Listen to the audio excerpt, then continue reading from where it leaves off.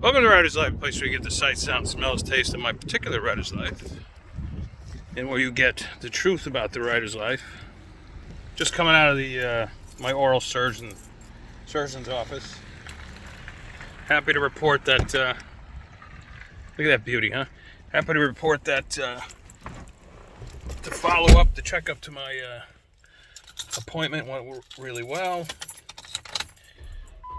My gum's a little swelled, but it's no big deal, I guess. And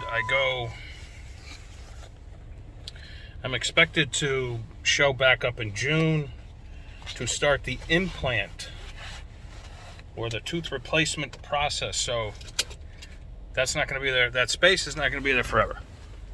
I'm not going to look like a bum forever. But I just wanted to talk to you quickly about, and I did a blog on this actually for the Writer's Life on the Kindle Vella site. On what am I calling it? Reversion regrets. Now I'm not going to mention the publishing company, but they have a T in their name and an M in their name, and they're major, right? Okay. So I made hundreds of thousands of dollars for them. Probably I've sold hundreds of thousands of units. But there's two more books. I did 9 books with them originally, and I earned out on all of them except for the last 2 right now. But even one of those 2, Everything Burns, was a Kindle first. So they gave away about 230 copies. 230,000 copies. So like like who's left after that, right? But they gave me about $18,000 on top of the $30,000 advance for that. So that I consider that book a win-win, right? But in terms of the actual advance, I still owe about $6,500 or something like that, which I think is nothing because I've already earned way more than that for them. And all it would take for them is to just do a couple of promos, and they'd make that money up in no time. But instead, they just would rather have it languish there. The other one is When Shadows Come, which was just, that book was doomed from the get-go. The acquisitions, I can't speak. The acquisitions editor left before the book came out. That always spells disaster. The developmental editor just fucking crapped on it. It just was a disaster from the get-go.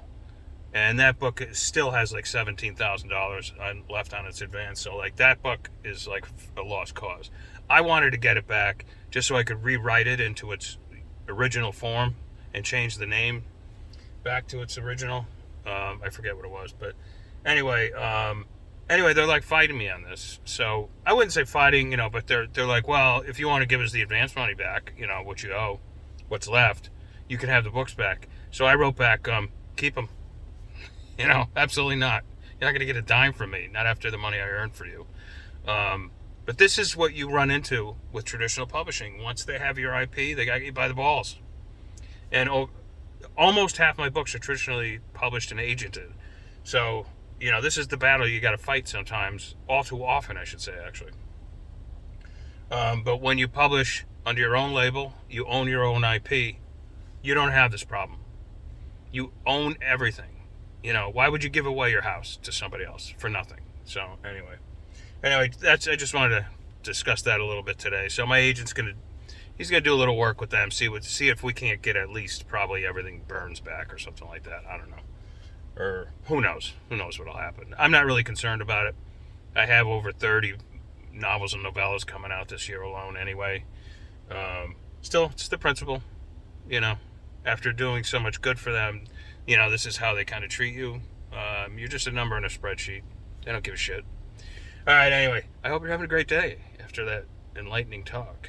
And I'm going to go home, take a quick nap, get back to the word count. Ciao, ciao.